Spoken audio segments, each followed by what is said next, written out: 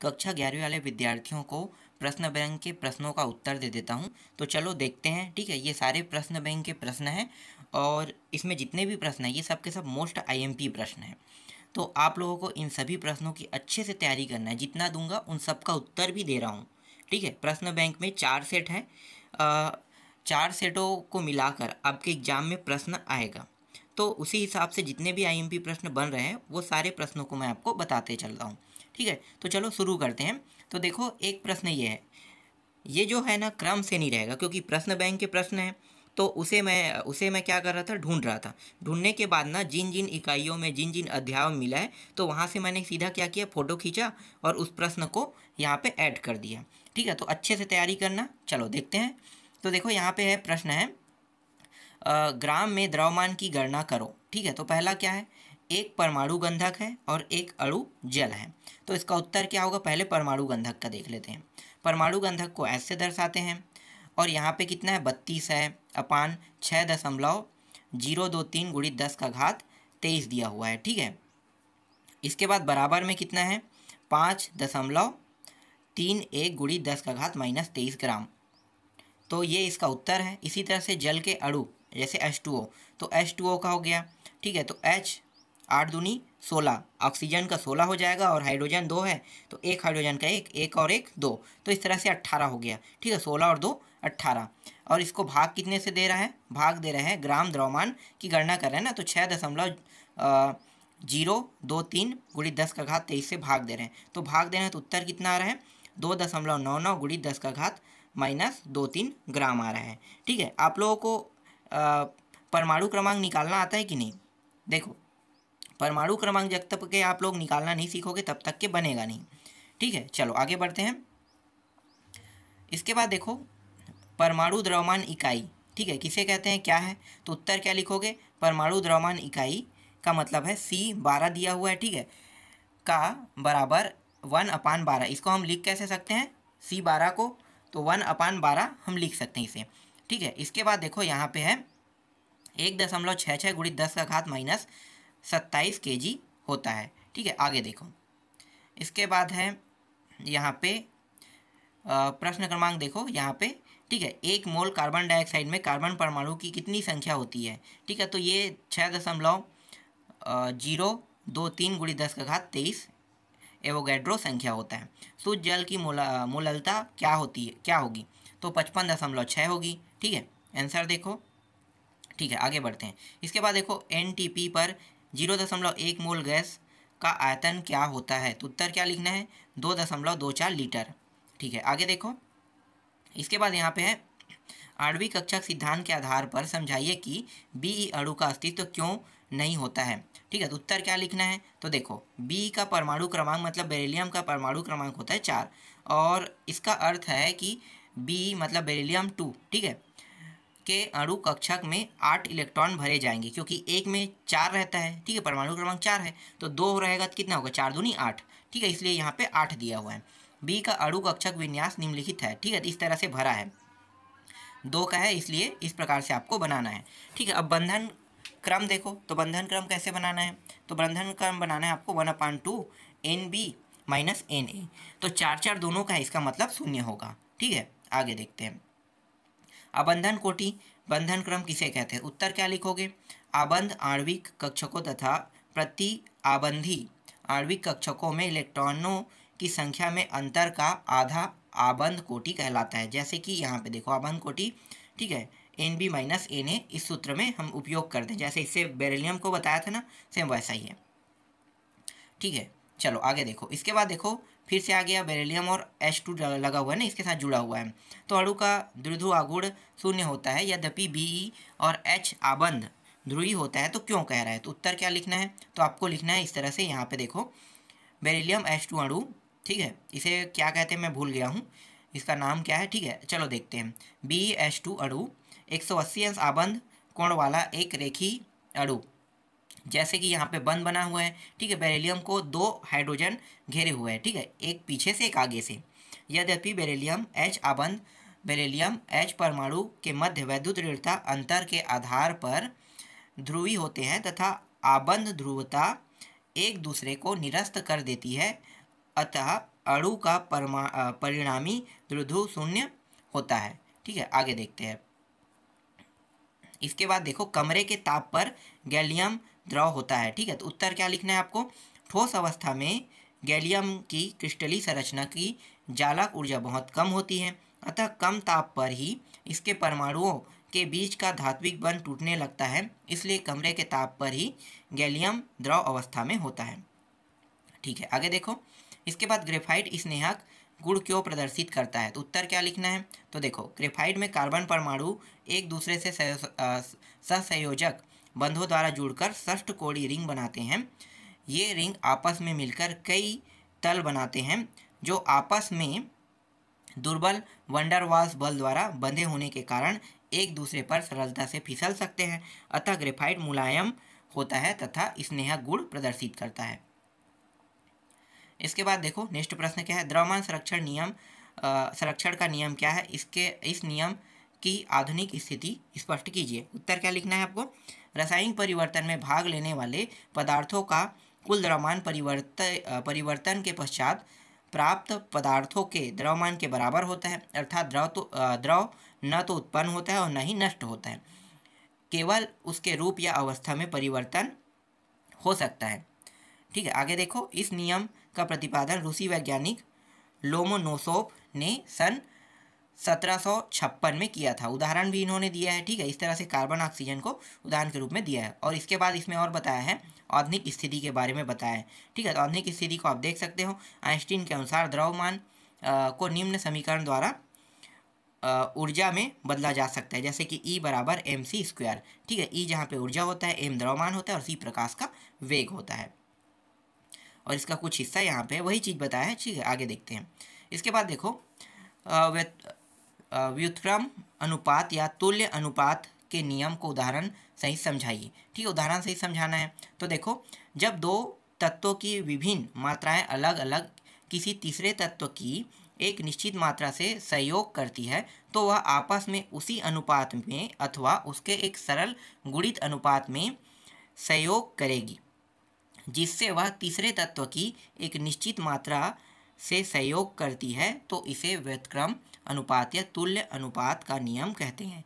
इसे रीचर ने सन 1792 में प्रतिपादित किया गया था। ठीक है, मतलब किया था।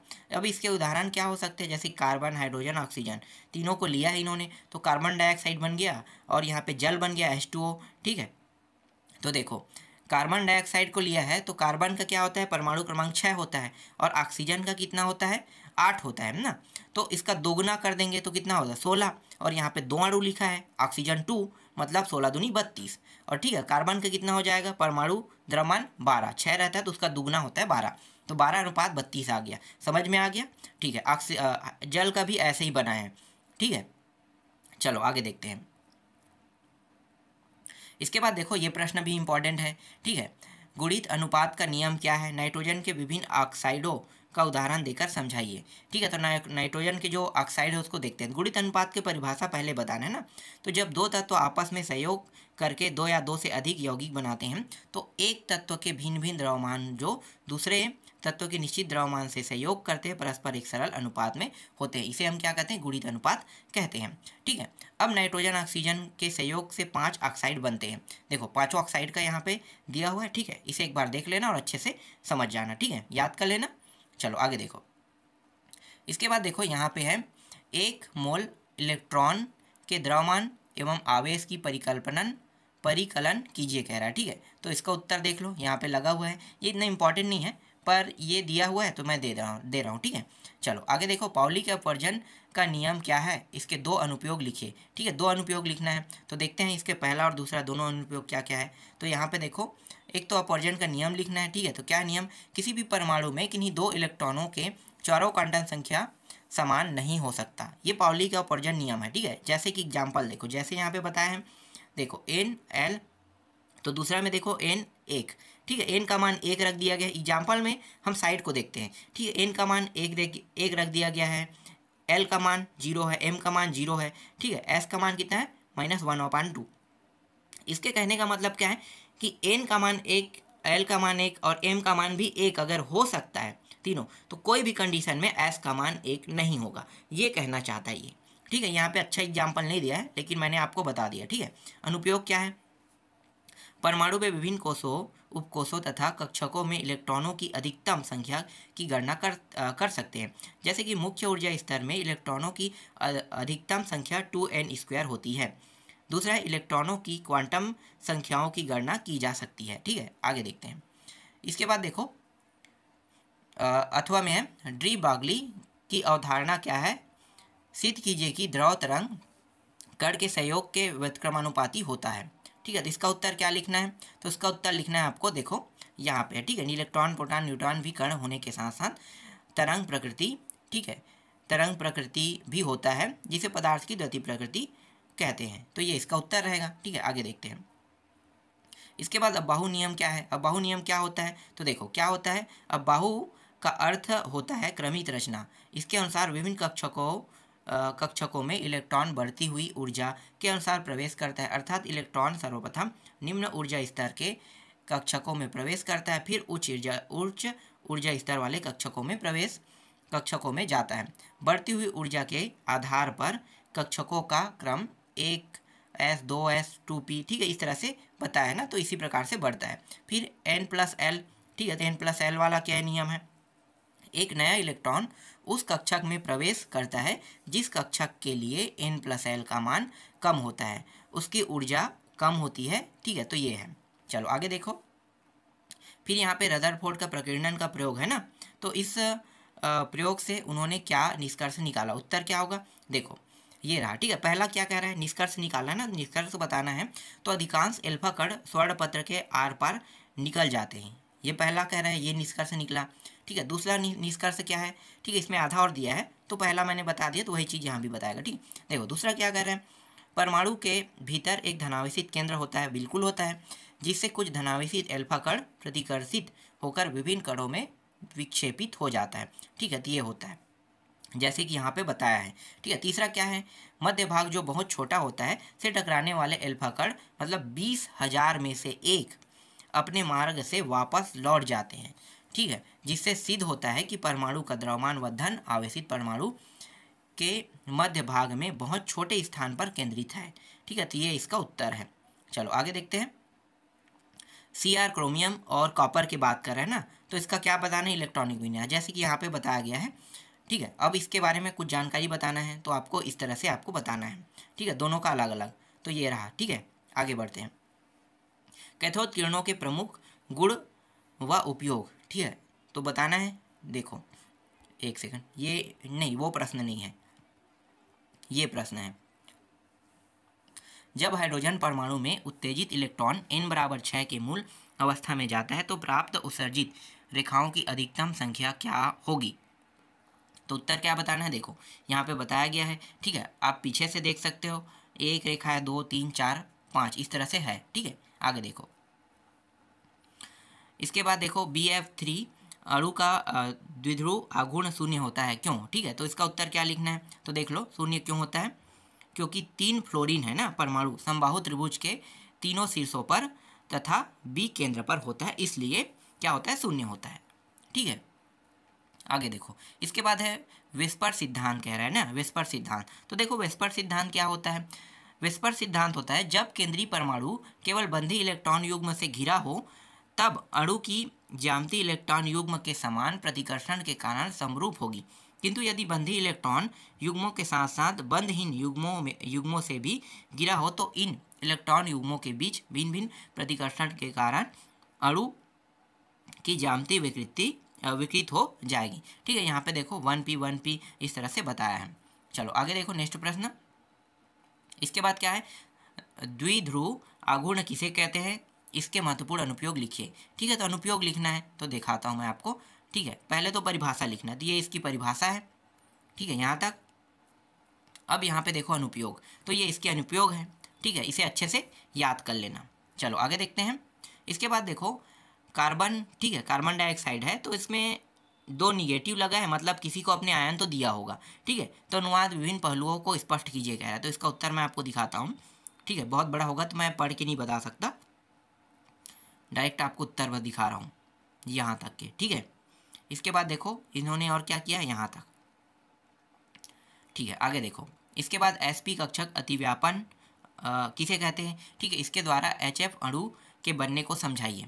ठीक है, तो sp कक्षक अतिव्यापन किसे कहते हैं, जब किसी परमाणु का अर्धपूर्ण s कक्षक दूसरे परमाणु के अर्धपूर्ण कक्षक के साथ अतिव्यापन करता है तो उसे sp अतिव्यापन कहते हैं। इस प्रकार बने आणविक कक्षक को sp आणविक कक्षक कहते हैं। ठीक है, जैसे कि HF अणु, ठीक है, बनना, ठीक है, कैसे बनता है तो देखो विन्यास यहाँ पे बताया 1s 2s 2p 2p XYZ, ठीक है, इस तरह से आपको बताना है। ठीक है, आगे देखो, इसके बाद देखो ये आकृति है उसी का, हाइड्रोजन फर्स्ट कक्षक है ना, और फ्लोरीन 2p कक्षक का है। एक और आकृति है उसी का, ये वाला, ठीक है, ये sp अतिव्यापम कक्षक है। ठीक है, इस तरह से आपको आकृति भी बनाना है। फिर देखो 9वां प्रश्न, मतलब ये क्रमांक सही नहीं है, जो प्रश्न बैंक में दिया था उसके क्रमांक के हिसाब से मैंने उसे ढूंढने के बाद आपको उत्तर दे रहा हूँ ना। तो अतिव्यापम बंध या वैद्युत संयोजक बंध किसे कहते हैं, उदाहरण देकर समझाइए। तो देखो विपरीत आवेश वाले जो आयन होते हैं ना, आयनों के मध्य स्थिर वैद्युत आकर्षण बल को आयनिक बंध कहते हैं, जो इलेक्ट्रॉन के स्थानांतरण से बनते हैं। ठीक है, और जैसे कि देखो सोडियम क्लोराइड है यहाँ पे, ठीक है, तो कैसे बनेगा, तो इस तरह से आपको बताना है कि सोडियम में 2 8 होगा। ठीक है, एक को क्या कर दिया उन्होंने, दान कर दिया, किसको, क्लोरीन को। ठीक है, तो इस तरह से आपको बताना है। ठीक, चलो आगे देखें। इसके बाद देखो यहाँ पे इंपॉर्टेंट प्रश्न है, निम्नलिखित में सम इलेक्ट्रॉनिक स्पीसीज कौन सी है। ठीक है, तो कौन सी सम इलेक्ट्रॉनिक स्पीसीज है, तो देखो सोडियम और मैग्नीशियम ये दोनों बस है। ठीक है, क्योंकि इसमें 10 इलेक्ट्रॉन होते हैं। लेकिन इसके बाद जो है सम इलेक्ट्रॉनिक्स, ठीक है, इसकी भी बात करें तो यहाँ पे पोटेशियम है, कैल्शियम है, सल्फर है, 18 इलेक्ट्रॉन होते हैं। तो इसके हिसाब से 10 वाले 2 हो गए, 18 वाले 3 हो गए। इसके बाद रदरफोर्ड के परमाणु मॉडल के दोष लिखिए। तो कौन कौन से दोष हैं, तो देखो परमाणुओं के स्थायित्व की व्याख्या संभव नहीं है। ठीक है, ये इसके दोष हैं। ठीक है, इसके अंदर कुछ लिखा हुआ है, इसको एक बार पढ़ के देखना पड़ेगा। ठीक है, पढ़ लेना। फिर परमाणु के रैखिक स्पेक्ट्रम की व्याख्या नहीं। ठीक है, ये दूसरा दोष है। ठीक है, आगे देखो, इसके बाद है बोर के परमाणु मॉडल के मुख्य दोष क्या है। ठीक है, इसके भी 3 टॉपिक दिया हुआ है, तीनों को पढ़ लेना। चलो आगे देखते हैं। इसके बाद यहाँ पे देखो विहैजलोनीकरण, ठीक है, विहैलोजन, हाँ ठीक है, विहैलोजनीकरण से क्या समझते हैं, उदाहरण दीजिए। ठीक है, तो उत्तर क्या लिखोगे, तो देखो किसी कार्बनिक अणु में से हैलोजन अणु निकल जाने की क्रिया को विहैलोजनीकरण कहते हैं। ठीक है, तो VIC या 1,2 डाइब्रोमो एथेन को जिंक चूर्ण के साथ गर्म करने पर एथिलीन गैस प्राप्त होता है। ठीक है, जैसे कि यहाँ पे बताया गया है उत्तर में। ठीक है, पूरा मैंने आपको दिखा दिया। चलो आगे देखो, इसके बाद ये प्रश्न देखना है हमें, बहुलीकरण किसे कहते हैं, उदाहरण दीजिए। ठीक है, और अथवा में दिया है। ठीक है, एक ही नाम है, दोनों अलग अलग प्रश्न। ठीक है, तो नाम अलग अलग दिया है लेकिन प्रश्न का उत्तर एक ही रहेगा। तो उत्तर देखो, रासायनिक अभिक्रिया वाले हैं ना, तो 2 या 2 से अधिक छोटे अणु परस्पर सहयोग कर एक बृहद अणु बनाते हैं, बहुलक कहलाते हैं। ठीक है, उदाहरण में क्या लिखोगे, ये रहा, एथिलीन अणुओं के बहुलीकरण से पॉलीएथिलीन या पॉलीथीन बनता है। ठीक है, इस तरह से। फिर इसका उपयोग यहाँ पे लिख सकते हो, विद्युत रोधी तार बनाने में, PVC बनाने, पाइप और बेल बनाने में। ठीक है, तो मैंने आपको पूरा उत्तर दिखा दिया। ठीक है, चलो आगे देखो। इसके बाद 9वां देखो, तापीय अपघटन या भंजन से क्या समझते हैं, उदाहरण दीजिए। ठीक है, उत्तर क्या लिखोगे, तो यहाँ पे आप पूरा उत्तर देख लो। ठीक है, ये पूरा उत्तर लें, 500 से 700 सेल्सियस तक गर्म करने पर अणुभार वाले संतृप्त या असंतृप्त हाइड्रोकार्बन में अपघटित होने की क्रिया तापीय अपघटन या पायरोलिसिस कहलाती है। ठीक है, उत्तर है, उदाहरण देख सकते हो इस तरह से। ठीक है, आगे देखते हैं। इसके बाद 10वां प्रश्न देखो, यहाँ पे 10वां है, बाकी नहीं देखना है, साइड वाला। ठीक है, ये है BSC या गेमेक्सिन का रासायनिक नाम, संरचना सूत्र व उपयोग लिखिए। और दूसरा नाम यही है। ठीक है, बेंजीन बोलते हैं उसे। तो बेंजीन सूर्य प्रकाश की उपस्थिति में क्लोरीन से क्रिया करता है। तो उसका उत्तर देखो, ये रहा।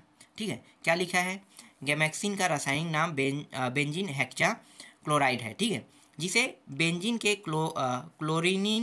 क्लोरीनीकरण से बनाया जाता है। ठीक है, तो इस तरह से आपको बताना है। ठीक है, उपयोग क्या है, कीटनाशी के रूप में चीटी पाउडर या लिडेन या 666 के नाम से उपयोग किया जाता है। ठीक है, आगे देखते हैं। फिर है ओजोनीकरण क्या है, तो ओजोनीकरण क्या है, तो इसका उत्तर क्या लिखना है आपको, तो देखो यहाँ पे लिखा है जब एल्किन की क्रिया कम ताप पर ओजोन से कराई जाती है तो एल्किन ओजोनाइक प्राप्त होता है। ZnH2O की उपस्थिति में एल्किन की प्रकृति के अनुसार एल्डिहाइड या कीटोन देते हैं, ठीक है, यह क्रिया ओजोनीकरण कहलाती है। ठीक, तो इस तरह से आपको आकृति बना हुआ दिखाई दे रहा है, उसको देख लेना है। चलो आगे देखो, इसके बाद देखो बेंजीन रिंग की संरचना के लिए कैकुले द्वारा प्रस्तुत सूत्र के पक्ष में 4 प्रमाण दीजिए कह रहा है, ठीक है, 4 प्रमाण, तो 4 यहाँ पे दिया हुआ है, ठीक है। तो देखो पहला का हम देख लेते हैं हैलोजनीकरण, ठीक है, इसका उत्तर हो गया, ठीक है। दूसरा देखो क्लोरीनीकरण का देख लेते हैं, ठीक है, अभी मैंने इसको बताया था ना, तो ये सब वही टॉपिक है, ठीक है। आगे देखो ओजोनीकरण है, ये रहा, ठीक है, और चौथा क्या है, बहुलीकरण है, ठीक, ठीक है, ये रहा, ठीक है, सभी को देख लेना। आगे देखते हैं कहाँ है इसके बाद प्रश्न जो है, ठीक है, ये 20वां प्रश्न है, इंपॉर्टेंट है ना, एथिलीन की योगात्मक अभिक्रिया लिखिए कह रहे हैं, तो ये इंपॉर्टेंट प्रश्न है, ठीक है। और नीचे में जो दिया हुआ ना, ये अभिक्रिया समीकरण है, इसका बनाना है, तो देखो मैं आपको दिखा रहा हूँ, ठीक है। यहाँ पे देखो उत्तर है H2, इधर नहीं देखना है आपको, राइट साइड देखना है। H2 से योग लिखा हुआ है ना, क्लोरीन से योग है, कैसे करना है बताया है, ठीक है। आगे देखो जल के साथ है, फिर ये हाइड्रोक्लोर यहाँ पे H2SO4 है, इसके साथ है, ठीक है, HCl के साथ है, तो इस तरह से। इसके बाद नेक्स्ट देखो प्रयोगशाला में, ठीक है, जिसमें बहुत सारे मतलब बहुत बड़े बड़े प्रश्न हैं, ये दीर्घोत्तरीय प्रश्न है, ठीक है। तो देखो पहला क्या है, अभिक्रिया से समीकरण, प्रयोग विधि संक्षेप, नामांकित चित्र, रेखा चित्र, 2 प्रमुख सावधानी, ठीक है, तो ये सभी है। तो इसका देखो ये रहा, ठीक है, प्रयोग विधि तक संक्षेप तक आपको दिखाई दिया, ठीक है, इसको एक बार पढ़ लेना। अब मैं आपको नामांकित चित्र दिखाता हूँ, देखो ये रहा नामांकित चित्र, ठीक है, कुछ इस प्रकार से रहेगा। तो ये चित्र जब दीर्घोत्तरीय प्रश्न में ये आएगा ना, तो आपको ये चित्र भी बनाना है, और इसके बाद 2 प्रमुख सावधानी भी लिखना है, ठीक है। जो जो प्रक्रिया हम करते हैं सिर्फ उसी को हमें लिखना होता है। जब आप लोगों का प्रैक्टिकल कराया जाएगा तो आप इसे अच्छे से समझ पाओगे। ये सबसे आसान प्रश्न होता है, किसी का प्रयोग विधि करना, कैसे कैसे प्रयोग करते हैं, ठीक है, चित्र देखकर प्रयोग विधि याद हो जाता है। तो याद करने का सबसे आसान तरीका है कि आपको पहले चित्र देखना है, चित्र देखने के बाद मैंने ऐसा ऐसा किया, ठीक है, उसके बाद ये यहाँ पे ऐसा है, फिर ऐसा है, फिर ऐसा, ठीक है। इसके साथ सावधानी क्या बरतनी है, तो सावधानी भी जो लिखा है उसे एक बार पढ़ लेना, समझ में आ जाएगा, ठीक है। आगे देखो प्रयोगशाला में शुद्ध मीथेन गैस कैसे बनते हैं, ठीक है, इसके बारे में बताना है। तो फिर यहाँ भी वही चीज़ है, 3 चीज़ बताना है, बहुत आसान प्रश्न है। देखो मैं आपको बताता हूँ, अभिक्रिया समीकरण, प्रयोग विधि यहाँ पे बताया है, ठीक है, इसके बाद नामांकित चित्र, ठीक है, बस इतना ही है और इसमें ज़्यादा नहीं है, ठीक है। आगे देखते हैं, इसके बाद देखो 8वां प्रश्न, एल्केन बनाने की सामान्य विधि कह रहा है ना, तो देखो कोल्बे अभिक्रिया, ठीक है, ये अभिक्रिया अक्सर पूछा जाता है पॉइंट में, तो आपको कोल्बे अभिक्रिया बताना तो इस तरह से बताओगे, ठीक है। उसके बाद है वुड्स अभिक्रिया है, ठीक है। इसके बाद देखो साबात्य सेंड्रेंस अभिक्रिया है, ठीक है, इसका भी उत्तर दिखाता हूँ मैं, ठीक है। चलो ये रहा इसका उत्तर। इसके बाद है ग्रिग्नार्ड अभिक्रिया है, ठीक है, इसका उत्तर भी देख लो ग्रिग्नार्ड अभिक्रिया का, ये रहा। और अंतिम क्या है, विकार्बोक्सिलीकरण, ठीक है, ये है इसके अंतिम वाला, ठीक है। तो इसमें इतने ही प्रश्न दिए हुए